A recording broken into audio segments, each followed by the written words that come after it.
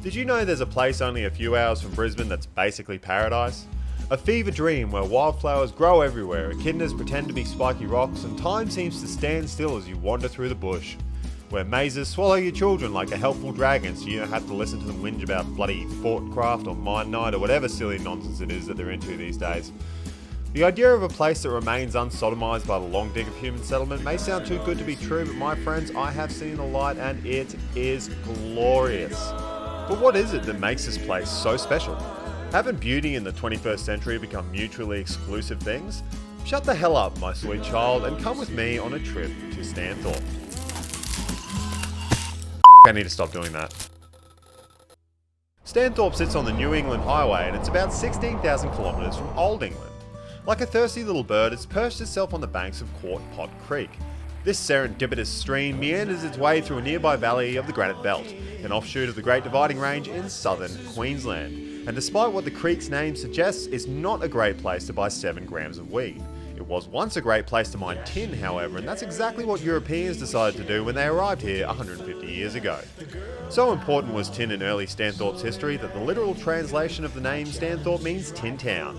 Remains of these early mining operations still exist a hop, skip and busted CV joint away from the town. Great for four-wheel drive enthusiasts, but excruciatingly painful for anyone that actually likes their ute. They should only be 5 kilometres away, but I think it's going to take me about an hour to get there. These ruins are nestled within the Sundown National Park, an isolated section of wilderness about an hour south of Stanthorpe. It's a spectacular area that drives home how isolated these early miners would have been. If it took me 2 hours to drive a very short distance in this place, it would have taken miners in the 1800s days of walking before they could even dream of seeing a woman.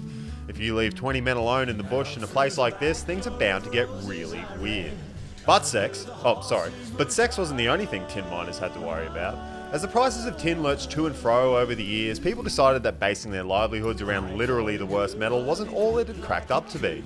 At the turn of the last century, the local Catholic priest, who may or may not have been blind, stood atop a fence and addressed what he thought was a crowd of people, and proclaimed, "From now on we shall grow grapes, so that we may make altar wine." But his poor vision hid the fact that the crowd of people was actually a crowd of cows. "Is he talking to us?" one cow asked. "I've got no idea," another replied. "I'm just a cow, I don't speak English." And so, spurred on by the promises of unlimited wine and the murmurs of the local bovines, people started farming grapes en masse, as well as other things like apples, horses and dinosaurs. Ha! Even when the wine turned out to just be normal wine, the townsfolk still persisted. Being almost 800 metres above sea level, the climate here is classed as subtropical highland, perfect for growing a wide variety of cold weather crops. It's an area that's generally pleasant in the summer and very brisk in the winter, with the odd smattering of snow every 2 or 3 years. Look at this, 10 to 7 in the morning in Stanthorpe, and it's bloody snowing like crazy.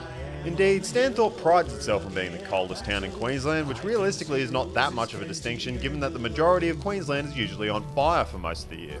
Not old Stanthorpe though. A 40-degree day has never happened here and it probably won't for at least another 5 years. All this red-hot coldness makes the area perfect for growing not just fruit, but some rather flavourful fungi as well. At the Truffle Discovery Centre / Law Dogs, you'll discover just how expensive mushrooms can get and also how to train your dog to be a lawyer. Truffles are so expensive, in fact, that I wasn't allowed to film inside the shop. You'll just have to go there yourself. If $20 for truffle seasoning sounds too expensive for you, just remember, chicks dig truffles. You want to know what else chicks dig? Cheese and wine. There's about 500,000 wineries here, one of which is centred around possibly the most ridiculous building I've ever seen in my life. This enormous, stone-clad, hideously charming erection is Castle Glen, so named because it's a castle that was probably built by some bloke named Glenn or something, I don't know. It's a sight that you don't often see in Australia, a quasi-classical construction that would serve well as a highway-side motel for a travelling salesman and his stinky cigarette-stained prostitute. Fortunately for this building, however, its location lends it a certain kitschy charm and it complements the surrounding vineyard very well. If it had a moat filled with wine, I'd gladly save a fair maiden from its ivory tower. How old was this building? I built it last century. Did you? 1 year, really? Is that it? Wow. I was younger then. But Castle Glen ain't the only landmark in the area that's faking it. Down the road, some farmer decided to build a pyramid out of the used granite he had left on his farm, and now there's just a big pyramid with a tattered Australian flag proudly blowing in the wind in the middle of a field in nowhere. A large sign on the gate has been erected telling people to get the hell off this farmer's property, but you can't tell my white ass what to do. I'll diddle any bloody landmark I want to. Or at the very least, I'll give it a red hot go.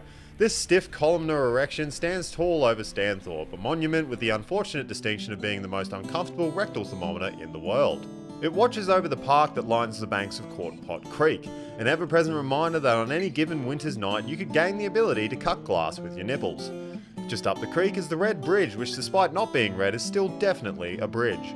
This big old lump of rivets and bolts was built in 1886 and carried the Southern Railway line all the way down to the border.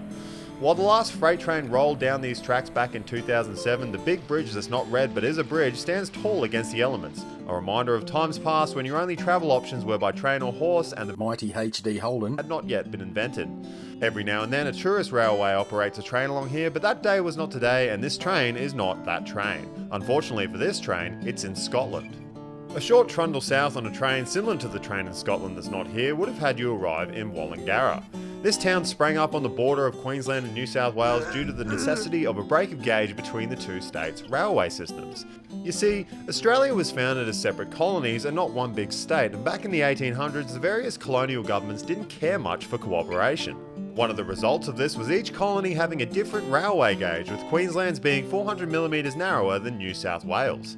Given that this railway line was the first link between Sydney and Brisbane, Wallangarra had an important role to play until around the 1930s when a more direct standard gauge line was built. After that, traffic dwindled and Wallangarra was slowly forgotten about, yet another relic lost to the annals of time. Ah shit, that says annals. Just because the region doesn't boast regular trains doesn't mean that there's nothing to see here though. If you hate your children, you can send them off to get lost in the Granite Belt Maze, a place that I thought as a big-brained adult I'd easily be able to conquer. Fuck, I hate riddles. Lift hinge to find the dead end number. Unscramble your letters to make the answer. This answer has numbers also.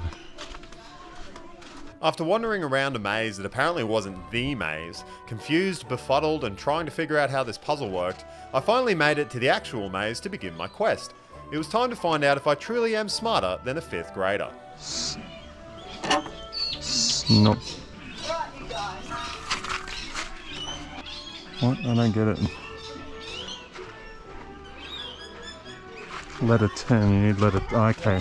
1, 2, 3, 4, 5, 6, 7, 8, 9, 10. Gee.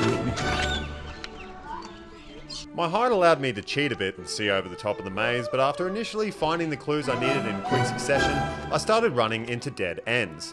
The last number I needed to find was 6, but I couldn't see it anywhere. Every now and then I'd pass an old lady who'd tell me the number was in the other direction, and every time it felt like she was lying to me. Eventually I got bored of suffering pranks at the wrinkly hands of the elderly and decided to cut my losses. I'm famous because of my role in movies. I'm never the lead character, just a solid object. What am I? Gunman's not a word. Gunman. Nug. Man.